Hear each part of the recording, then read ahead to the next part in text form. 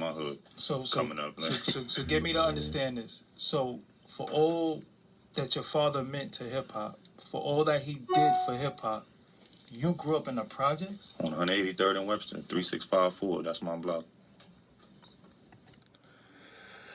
Yo, what's up, y'all? It's LaRock Jr.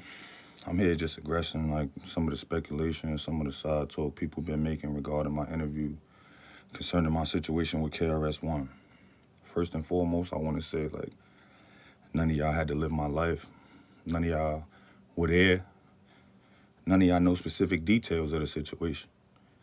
But when it's people with insight or people that was there,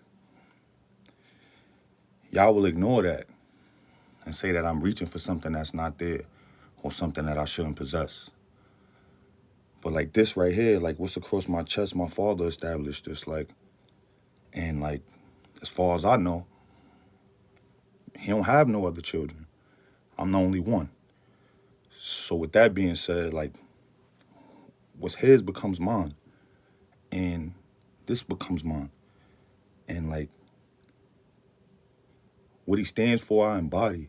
So like, for people to say like, I'm not at least supposed to get a phone call every once in a while, a check-in. I don't rap, so I'm not asking for a record deal. And I'm a grown-ass man today. I don't want nothing from son. But the one time somebody asked me and I speak on it, I'm wrong for speaking on it because that's y'all legend. But ask yourself this. I was born in 1986, and a lot of you found out about me within the last 18 to 24 months. What does that say about him? When he get on stage every day and scream my father's name and scream Boogie Down Productions and like this me in this picture right here, like amongst that. Like I my blood is a part of this. Like I don't understand how like me saying somebody didn't do right with a situation that was everybody's makes me the villain. But y'all paint this picture and this image of like this guy's almost godly when he supports a man who supports child molesters. Like, I don't understand certain things. And I speak my mind on everything, if you ask me, because we have the right to.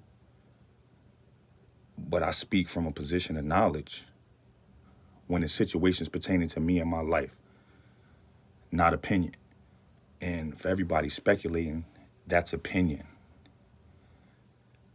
And unless you have facts to support your opinion doesn't really move me one way or another.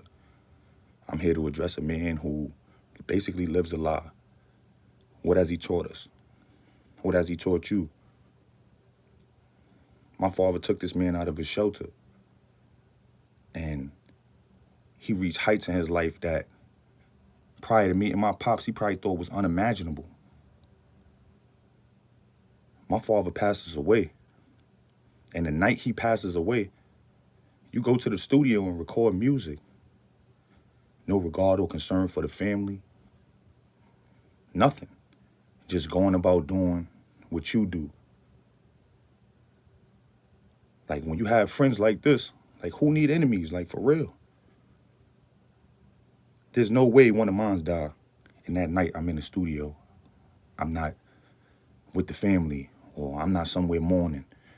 Like life goes on, but not that fast. Not for somebody who opened doors to you.